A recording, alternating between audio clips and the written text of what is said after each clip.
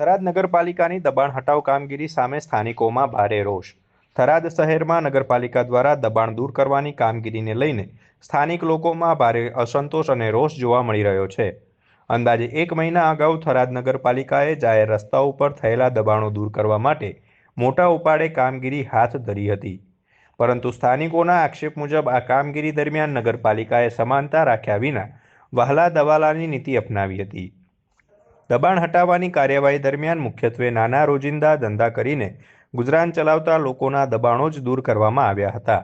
જ્યારે વર્ષોથી ભાગબટાઈમાં તથા રાજકીય લાગવગના આધારે ઊભી થયેલી મોટી બિલ્ડિંગો અને દબાણો સામે આજ દિન સુધી કોઈ કાર્યવાહી કરવામાં આવી નથી.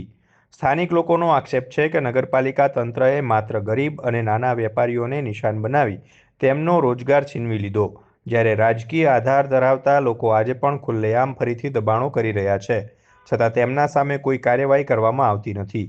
ઉલ્લેખનીય છે કે અગાઉ જે દબાણો નગરપાલિકા દ્વારા દૂર કરવામાં આવ્યા હતા તે જ દબાણો અત્યારે ફરીથી ઊભા થઈ રહ્યા છે. તેમ છતાં નગરપાલિકા કે સંબંધિત જવાબદાર તંત્ર દ્વારા આજ દિન સુધી કોઈ કાર્યવાહી કરવામાં ન આવતા સ્થાનિક લોકોમાં રોષ ફાટી નીકળ્યો છે. વાત સાચી, દબાણ હતી એમને એમ થવા માંડ્યું છે ને જે નાના નાના માણસો છે, નાના રોજગાર લારી ગલા લઈને ઊભા હોય ગમે તે હોય એને કે એ દુકાનવાળા આગળ ઊભા નથી રહેવા દેતા, એનું દબાણ હતું એમને ઓટલા પાછું ચાલુ કરી નાખી છે એ રીતે. પર હકીકત એવું દબાણ પાછું આવીને પાછું એને એવી રીતે ઓટલા તોડવા જોઈએ.